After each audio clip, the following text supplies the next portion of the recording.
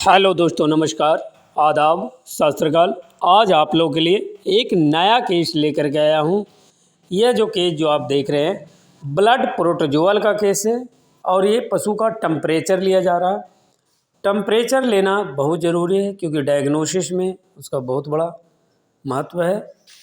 और इसका टेम्परेचर 104.4 है और इसका भलवा लिप्स भी देखने से लग रहा है कि पिंक है, लेकिन हल्का सा इसमें डिस्कलर हुआ है।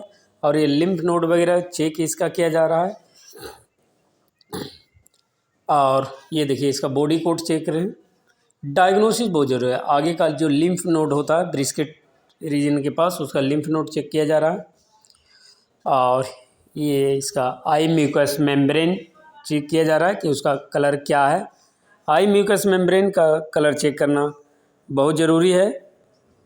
और ये देखिए माउथ डेंटल पैड जो होता है वो चेक किया जाता है। या लार वगैरह जो गिर रहा है किस कारण गिर रहा है उसका भी बहुत ज़रूरी है डायग्नोसिस में, कि मुंह से जो पानी गिर रहे हैं किस कारण से गिर रहा है, सलाइवा जिसको बोलते हैं।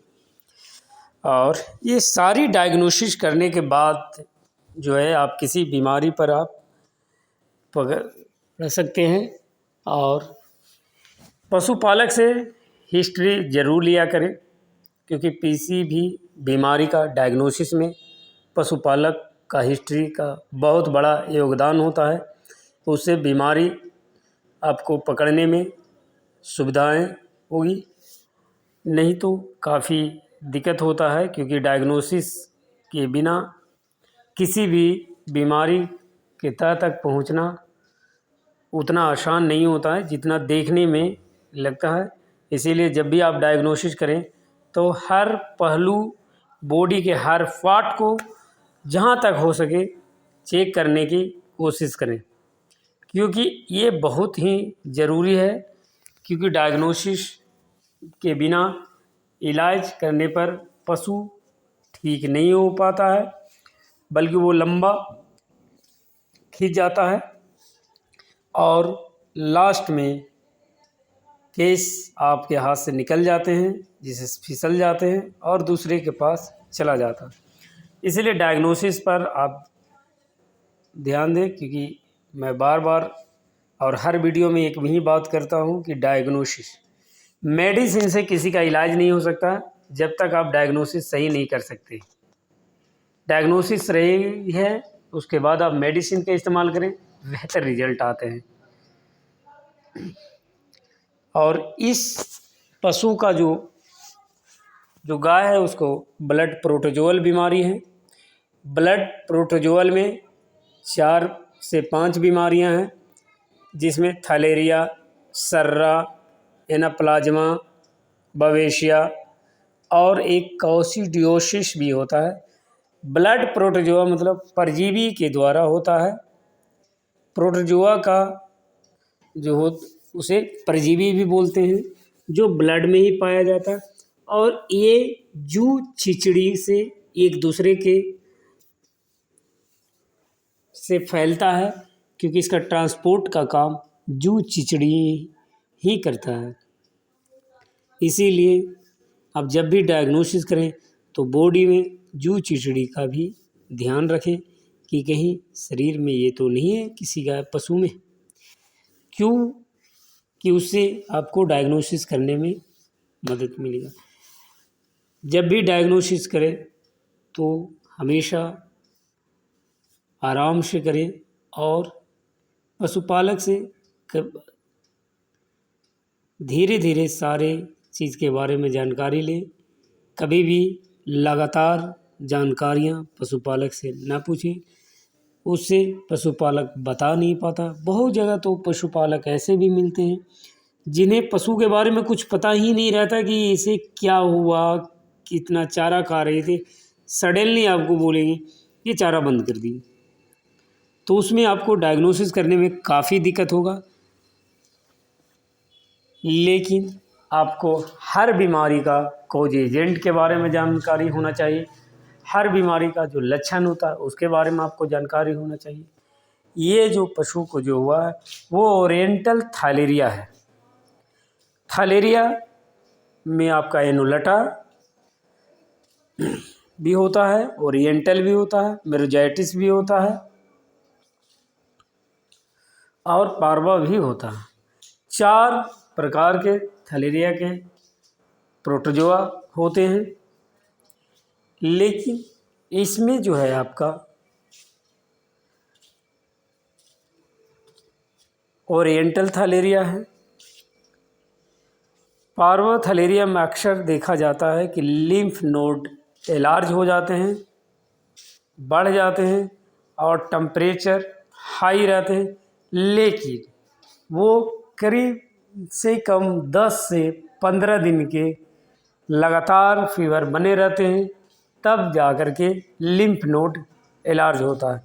लिम्फ नोड बढ़ने के कौन कौन से कारण हैं ये आपको जानकारी होना चाहिए, क्योंकि इससे आपको डायग्नोसिस में मदद मिलेगा।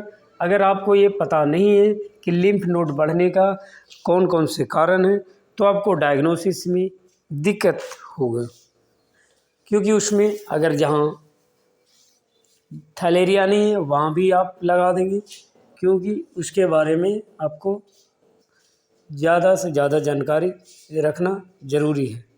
और इस पशु का टेम्परेचर पशुपालक ने बताया कि 1 हफ्ता से बीमार चल रही है और इसका इलाज भी किया जा रहा है, लेकिन सुधार नहीं हो रहा है।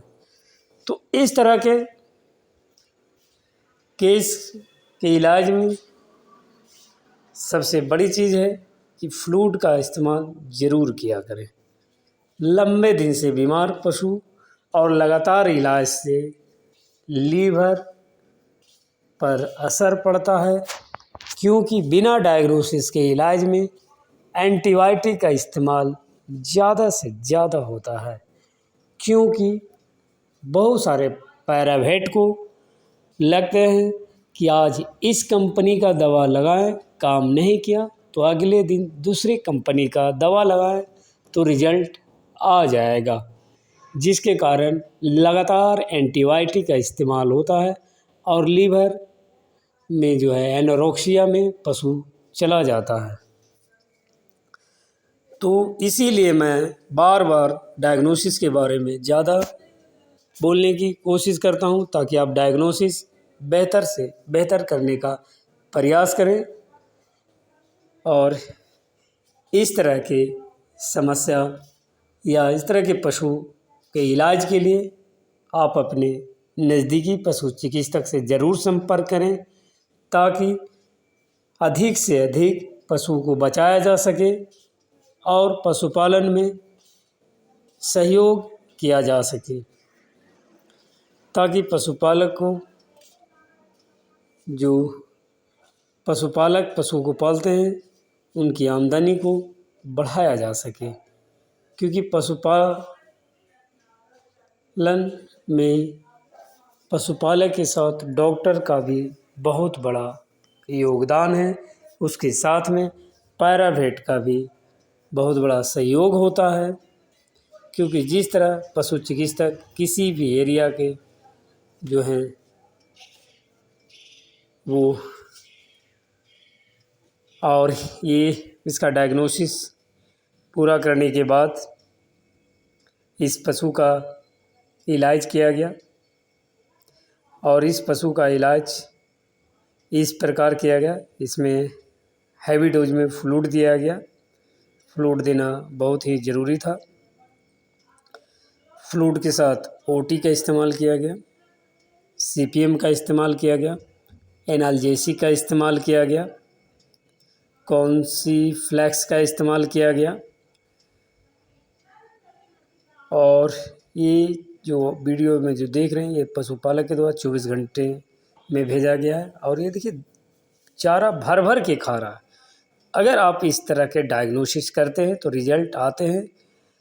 कुछ पशु का जो है आपका इलाज नहीं है, किसी बीमार कुछ वैसे भी बीमारियां हैं जिनका इलाज नहीं है, वैसे पशु हम लोग से भी नहीं बच पाता है। और सिजेरियन जैसे सिजेरियन का केस है, आप नहीं बचा सकते हैं, तो बचने वाले पशु को, हमारा उद्देश्य है वीडियो बनाने का कि जो बचने वाला पशु है उसे सही डायग्नोसिस करके उसे बचाया जा सके।